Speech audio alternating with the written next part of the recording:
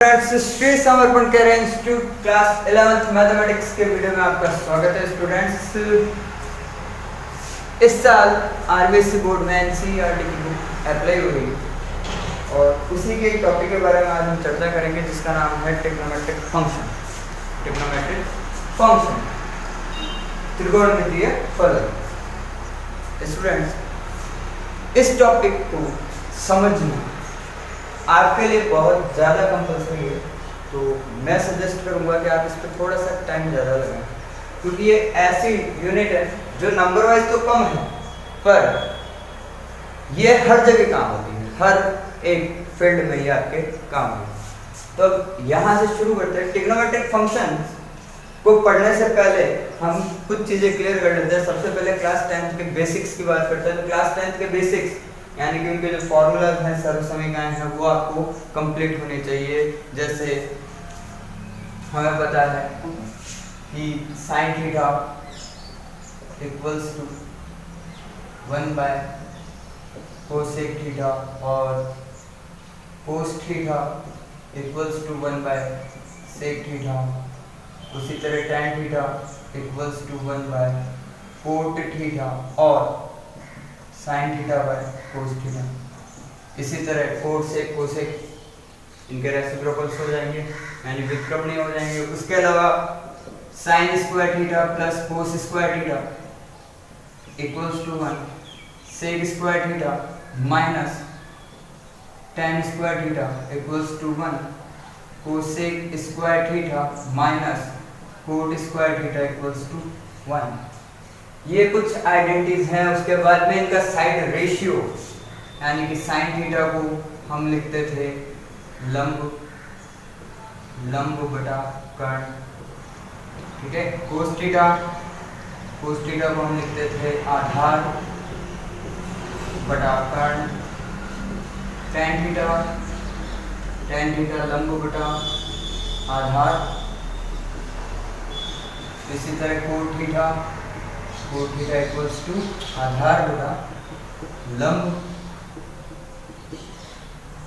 Sec theta equals to कर्ण बटा आधार। और cosec theta equals to कर्ण बटा लंब। ये इनके भुजा अनुपात हुआ करते थे। ये इनके भुजा अनुपात। अब इन चीजों के बारे में क्यों चर्चा कर रहे हैं, तो एक चीज जो सबसे पहले क्लियर करते हैं वो ये करते हैं कि क्लास 10th तक हम जो पढ़ते थे ट्रिग्नोमेट्री वो पढ़ते थे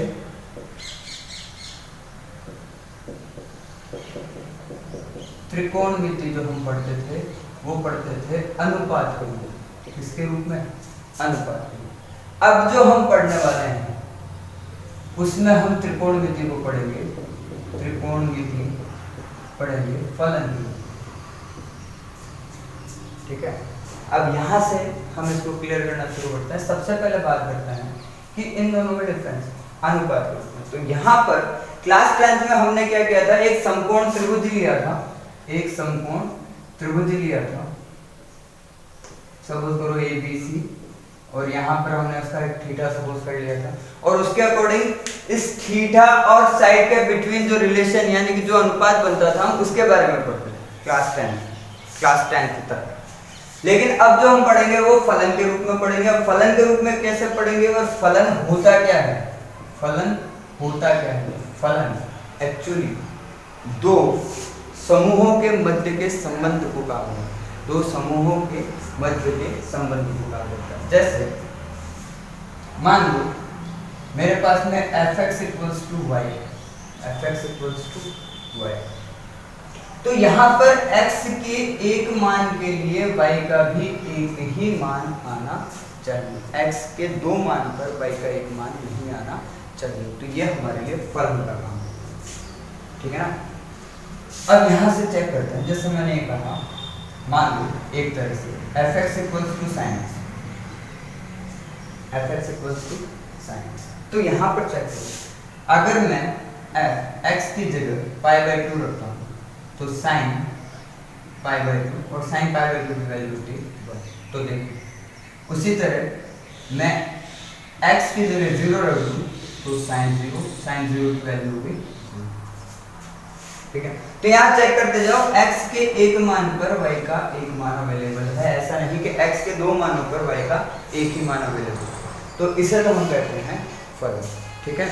अब ट्रिग्नोमेट्री को फलन के रूप में क्यों पढ़ सकते हैं? क्योंकि फलन की डेफिनेशन को वो पूरा करता है। हर ट्रिग्नोमेट्रिक टर्म्स जो है वो फलन की डेफिनेशन को पूरा करती है कि फलन में x के एक वैल्यू पर y की दो वैल्यू नहीं आ सकती। हाँ, ये हो सकता है कि x की दो वैल्यू पर y की एक ही वैल्यू आ जाए, ठीक है ना। तो अब यहां से अगर आप चेक करें, इसके आगे के अगर हम चर्चा करें, तो ये तो हम डिफरेंस से समझे हैं अभी तक कि डिफरेंस क्या है क्लास 10 और क्लास 11 की ट्रिग्नोमेट्री में डिफरेंस क्या है। तो फिर से एक बार रिपीट कर लेते हैं। क्लास 10th तक हम ट्रिग्नोमेट्री को रेशियो फार्मूला में पढ़ते थे और क्लास 11th और अपवर्ड क्लासेस के लिए हम उसे फंक्शन के रूप में पढ़ते, ठीक है। एक बार क्लास 10th के बेसिक्स पे नजर डाल दीजिए। ओके स्टूडेंट्स, अब जब हम ट्रिग्नोमेट्रिक फंक्शन में जो पढ़ना चाहें तो सबसे पहले हमें पता होना चाहिए कोणों का माप, यानी थीटा। क्लास 10 तक एक्यूट एंगल ही रहता था, यानी कि न्यून कोण ही रहता था। अब यहाँ कोण की बात करें, कोणों का मापन, देखो कोणों का मापन मुख्य दो तरह की मापन क्रियाएं होती है। एक होती है डिग्री, जो हम पढ़ते हुए हैं, डिग्री मापन। एक होती है रेडियन पद्धति कह सकते हो आप इसको। तीसरे सी, ये जो होती है वो ग्रेड होती है, लेकिन ये अब यूज होना बंद हो गई, इसलिए हम इसके बारे में थोड़ी सी चर्चा करेंगे, लेकिन ज्यादा डीपली नहीं। अब सबसे पहले कोणों की बात करें तो कोण मापन में सबसे पहली चीज जो आपको ध्यान होनी चाहिए वो होनी चाहिए धनात्मक कोण और ऋणात्मक कोण। धनात्मक कोण क्या होते हैं, ऋणात्मक कोण क्या होते हैं, तो एक सिंपल सी थ्योरी लिखा है। ये मैंने एक बेस लाइन लिया है, प्रारंभिक रेखा लिया, इनिशियल लाइन, और इस पर मैंने ऐसे कोण बनाया और उसका मापन इस प्रकार से। तो यहां जो मुझे कोण मिलेगा उसे मैं धनात्मक कोण, और उसी तरह इसी बेस लाइन से मैंने एक कोण इस प्रकार से बनाया और उसका मापन इस तरह से किया, इस तरफ से किया, तो यहाँ जो कोण मिलेगा वो मेरा माइनस थीटा होगा। यानी कि अगर मैं एंटी क्लॉकवाइज बनूं, एंटी क्लॉकवाइज, तो मुझे मिलेगा धनात्मक, और अगर मैं क्लॉकवाइज चलूं तो मुझे मिलेगा ऋणात्मक। यानी हम घूर्णन की बात करें तो अगर एक मान लो कि ये हमारा x अक्ष का धनात्मक वैल्यू है, तो ये मूल बिंदु O पर। अब यहां से इसी लाइन से मैं एक लाइन को घुमाना शुरू करूं, इस तरीके से। मान लो मैंने इतना घुमाया, इस लाइन को इतना घुमाया, तो ये जो एंगल है वो धनात्मक बनेगा, क्योंकि मैं ऊपर की तरफ एंटी क्लॉकवाइज, और नीचे मान लो कि मैं इस लाइन को यहीं से इधर ले आया, तो ये जो एंगल बनेगा वो ऋणात्मक कोण बनेगा। तो आई होप समझ में आ गया होगा, आपको इतना डिफिकल्टी भी नहीं है कि अगर हम प्रारंभिक रेखा से एंटी क्लॉकवाइज चलेंगे तो हमें पॉजिटिव कोण मिलेगा, और क्लॉकवाइज चलेंगे तो नेगेटिव कोण मिलेगा। अब सपोज करो इसी में मैं आपको ये कह दूं कि 60 डिग्री का एंगल बनाना है या माइनस से 60 डिग्री का एंगल बनाना है, तो होगा क्या, देखो एक्चुअली बेसिकली ये हमारा इनिशियल लाइन ऊपर की तरफ गया, तो ये जो हिस्सा बनेगा इसका जो माप होगा वो होगा 60, और इसी तरह अगर इनिशियल लाइन से मैं नीचे की तरफ चला जाऊं तो ये जो हिस्सा होगा वो माइनस। आगे बात समझिए कि अगर ऊपर गया तो पॉजिटिव, नीचे गया तो नेगेटिव। तो आई होप ये तो आपको समझ में आ गया होगा। अब धनात्मक और ऋणात्मक कोणों से ही आगे चर्चा करते हैं कोण मापन की पद्धतियों पर। तो कोण मापन की पद्धतियों में पहली पद्धति है डिग्री मापन। देखो आज तक जो भी हम पढ़ के आए हैं वो डिग्री मापन, लेकिन इसको और थोड़ा सा डिटेल में पढ़ लेते हैं। मान लो हमारे पास में एक लाइन है, ये एक फिक्स्ड पॉइंट है O, और ये एक मूवेबल पॉइंट है। मूवेबल मतलब मैं इसको हिला सकता हूँ, घुमा सकता हूँ। अब मैं इस पॉइंट को घुमाना अगर शुरू करूं पूरा, तो ये जो बीच का एंगल है, अब आपको दिख गया होगा थोड़े वृत्त टाइप की आकृति डायग्राम पे मत जाना, इसकी एंगल हो जाएगी 360। यानी कि अगर मैं यहीं से किसी इस बिंदु A को घुमाते हुए वापस इसी स्थान पर ले आऊं, तो ये कोण गुणन हो गया, एक परिक्रमण हो गया। ये क्या हो गया, या तो आप इसको एक गुणन बोल सकते हैं या परिक्रमण बोल सकते हैं, ठीक है ना। तो इसका जो एंगल होता है वो कितना होता है, 360 डिग्री। और वैसे भी आप प्रीवियस क्लासेस में पढ़ के आए कि वृत्त का जो केंद्रीय कोण होता है वो 360 डिग्री का होता है। अब इसमें बात करते हैं, देखो धीरे धीरे से समझना आराम से कि एक परिक्रमण मतलब हो गया 360। अब मैं क्या करूं, अब मैं इसके 4 बराबर टुकड़े कर दूं। कितने टुकड़े किए, 4। यानी कि मैं कह सकता हूं 360 डिग्री बराबर। अब अगर मैं 360 डिग्री के कोण के 4 बराबर टुकड़े करता हूं तो प्रत्येक कोण मुझे 90-90 डिग्री का मिलेगा। यानी मैं उसे कह सकता हूं 4 समकोण, और 4 समकोण ना कहूं तो 4 गुणा 90 डिग्री भी कर सकता हूं, ठीक है ना। दूसरा, अब मैं इस 90 डिग्री के एक कोण को उठाता हूं और इसके मैं 90 बराबर टुकड़े कर दूं। कितने टुकड़े कर दूं, 90 बराबर टुकड़े, ऐसे सपोज इस तरीके से।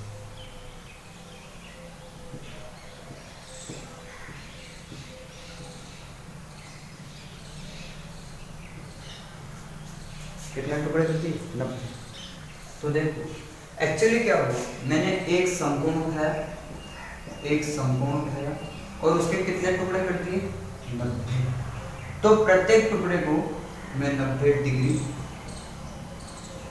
या मैं उसको 90 डिग्री भी कर सकता हूँ। ये जो मार्क होता है वो डिग्री का मार्क, ठीक है ना।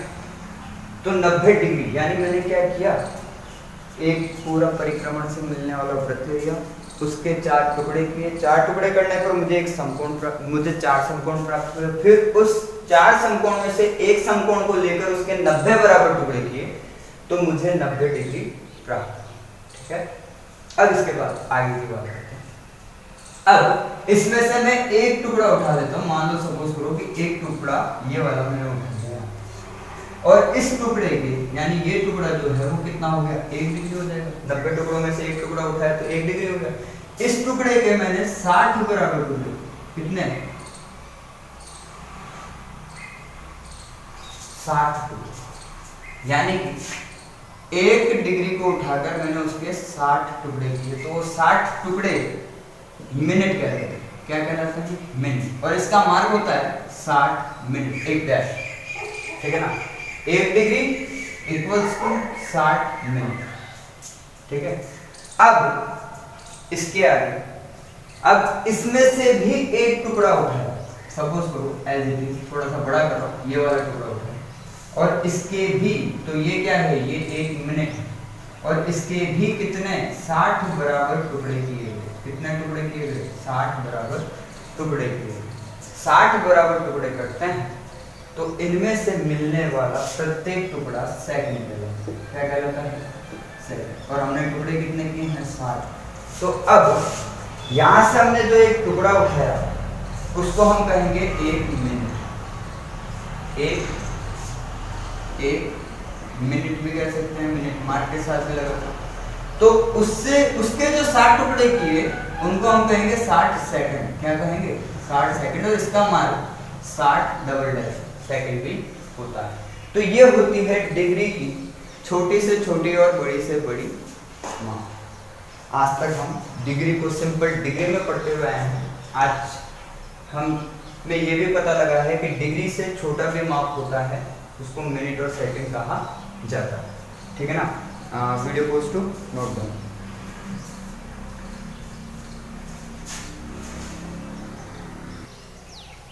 ओके स्टूडेंट्स, अब हम बात करते हैं कोण के दूसरे माप जिससे हम रेडियन माप करते हैं। क्या कहते हैं? रेडियन पद्धति या रेडियन माप। देखो इसमें क्या है, इसमें मान लो कि हमारे पास किसी इकाई त्रिज्या का, हम इकाई त्रिज्या कहेंगे, इकाई त्रिज्या का एक वृत्त है, सिंपली एक वृत्त।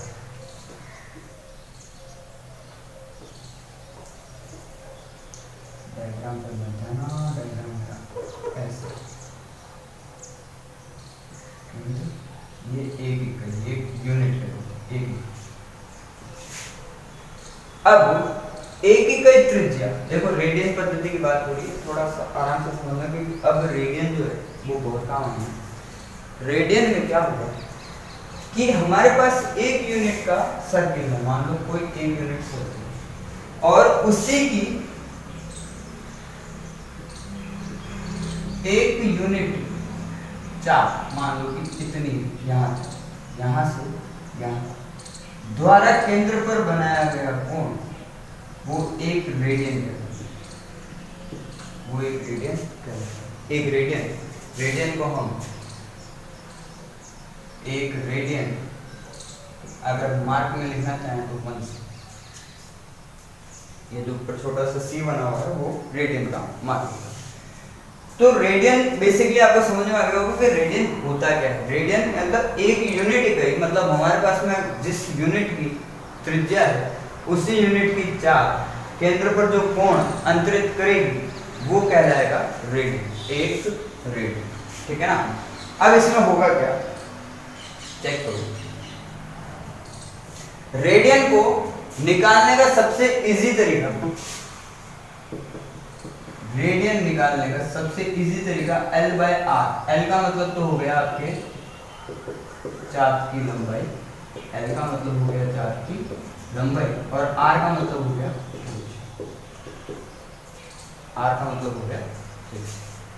तो अगर हम चेक करना चाहें, जैसे सिंपल वे में चेक करते हैं, सबसे पहले सपोज करो मुझे 360 डिग्री चाहिए, यानी पूरा एंगल चाहिए कि इस पूरे एंगल को रेडियन में क्या बोलेंगे। तो देखो यहां पर मुझे L/R करना है, ठीक है ना। L का मतलब हो गया चाप की लंबाई, तो पूरे एंगल के लिए चाप की लंबाई तो पूरे वृत्त की परिधि आ रही है, और पूरे वृत्त की परिधि यानी L/R अगर मैं यूज कर रहा हूं तो L की जगह तो मैं 2πr लिख दूंगा। क्यों?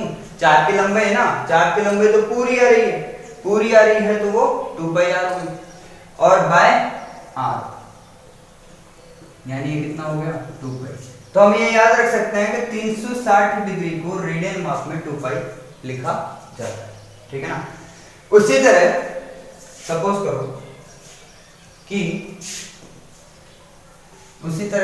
करते हैं कि हमने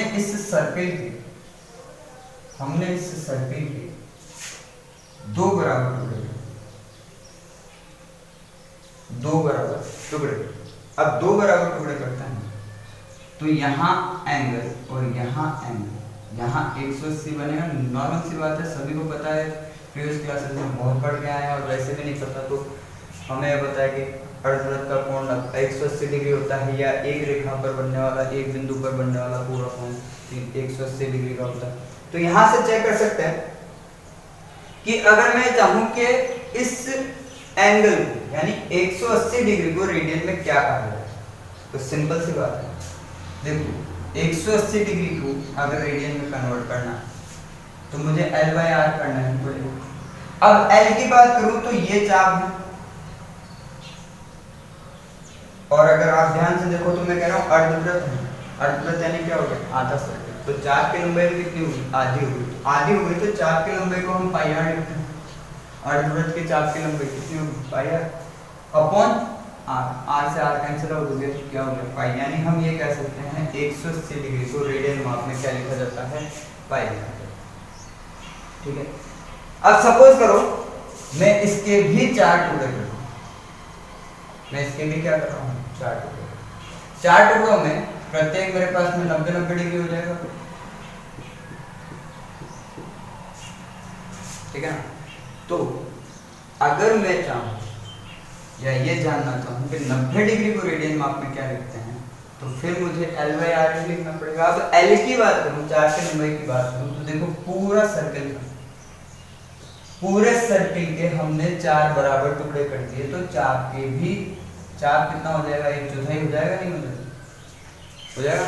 तो अगर मैं लिखूं 1/4 2πr, 2πr तो वृत्त की परिधि होगी और उसका 1/4 हिस्सा मेरे पास में, तो 1/4 लिख दिया अपॉन r, ठीक है। अब सबसे पहले तो इसको कैंसिल आउट कर दूं, ये 2 हो गया, तो यहाँ से देखो पाई r अपॉन 2r बचता है हमारे पास, तो ये यहाँ से आ जाएगा, तो r से r कैंसिल हो गया, तो क्या बच जाएगा π/2, यानी 90 डिग्री को हम क्या राइट डाउन कर सकते हैं π/2। तो ये तो रेडियन माप को निकालने का तरीका। अब बात करते हैं कि एक्चुअली रेडियन क्वांटिटी है। तो सबसे पहली बात करें कि हमने ये समझ लिया कि रेडियन और देखो स्टूडेंट्स, सपोज करो मुझे 60 डिग्री को कन्वर्ट करना है रेडियन, देखो रेडियन माप के लिए वही फॉर्मूला L/R L। तो याद करो क्लास 10th में आप एक टॉपिक पढ़े थे वृत्ताम संबंधित क्षेत्रफल, और उसमें आपने त्रिज्यखंड के 4 के, देखो एक्चुअली हुआ क्या, ये सर्कल था, ये इनिशियल लाइन थी हमारी, और हमने 60 डिग्री का एंगल बनाया, 60 डिग्री एंगल बनाया, तो ये त्रिज्यखंड बना, और त्रिज्यखंड के चाप को यानी L को हम क्या फाइंड करते थे, θ/180, θ/180 हम इससे, तो यहाँ पर L की जगह में θ/180 रख दिया, और बाय r है ये एक्चुअली, तो r से r कैंसिल हो गया, थीटा के प्लेस पर 60πr/180 और 60πr/180 का मतलब π/3 हो सकता है। तो हम 60 डिग्री को क्या राइट डाउन कर सकते हैं रेडियन में π/3। और देखो किसी भी एंगल का, किसी भी डिग्री का, देखो अगर हमें किसी भी डिग्री को रेडियन में कन्वर्ट करना है, तो हम डिग्री इंटू π/180 कर देंगे, तो हमें क्या मिल जाएगा, रेडियन मिल जाएगा, क्या मिल जाएगा, रेडियन। और अगर हमें रेडियन को डिग्री में कन्वर्ट करना है, तो हम रेडियन इंटू 180/π करेंगे, तो इससे हमें क्या मिल जाएगा, हमें मिल जाएगा डिग्री में। तो दोनों को सिंपल वे में हम चेंज कर सकते हैं, डिग्री को रेडियन में कन्वर्ट करना है π/180 से मल्टीप्लाई कर दो, रेडियन को डिग्री में कन्वर्ट करना है तो 1 radian equals to radian equals to 1 degree equals to radian into π/180। बहुत सिंपल सा लॉजिक है। अब इस लॉजिक को थोड़ा सा हम डिस्टेंस के अकॉर्डिंग समझते हैं। आपको कुछ नोट डाउन करना तो प्लीज नोट डाउन कर लीजिए। ओके स्टूडेंट्स, हम एक यूनिट 3.1 हमारे बुक के यूनिट 3.1 के कैलकुलेशन की बात करते हैं। निम्नलिखित डिग्री माप के संगत रेडियन माप किया है, उसमें आपको क्वेश्चन दिया फर्स्ट 25 डिग्री, फर्स्ट दिया हुआ है 25 डिग्री। अब इस डिग्री माप को आपको रेडियन में कन्वर्ट करना है, तो सिंपल वे में आप लिखो 25 इंटू π/1, सिंपल, बिल्कुल सिंपल, ठीक है। और अब आप क्या करेंगे, आप इसको 5 से कट कर सकते हो, जैसे 5 हो गया, यहाँ हो गया आपका 5 3 15 एंड 6 36, तो ये कितना हो गया 5/36, सिंपल, बहुत सिंपल। अब इसके सेकंड क्वेश्चन को थोड़ा सा ध्यान से देखना, -47 डिग्री एंड 30 मिनट। देखो डिग्री को तो मैं रेडियन में कन्वर्ट कर सकता हूँ, लेकिन मिनट को रेडियन में कन्वर्ट करने के लिए मुझे पहले मिनट को डिग्री में कन्वर्ट करना। तो डिग्री में कन्वर्ट करने के लिए क्या करेंगे, अब वापस से वही थिंग अपनी अभी चेक करो कि 1 डिग्री इक्वल्स टू 60 मिनट होता है, तो 1 मिनट इक्वल्स टू 1/60 डिग्री हो जाएगा। तो हमें क्या करना पड़ेगा, सबसे पहले डिग्री को कन्वर्ट करना पड़ेगा। तो माइनस तो मैं बाहर रखता हूँ, 47 प्लस 30/60 क्या किया, 60 से डिवाइड कर दिया ताकि वो किस में कन्वर्ट हो गया, डिग्री में कन्वर्ट हो गया। और डिग्री में कन्वर्ट हो जाएगा तो मैं इसे -47 प्लस 1/2 डिग्री कैंसिल आउट हो जाएगा। और अब इसका एलसीएम ले लूं तो -47 के प्लेस पर यहाँ पर 2 एलसीएम आ जाएगा। 47 का हो जाएगा 4 and 194 प्लस 1 डिग्री होल सोल -95/2।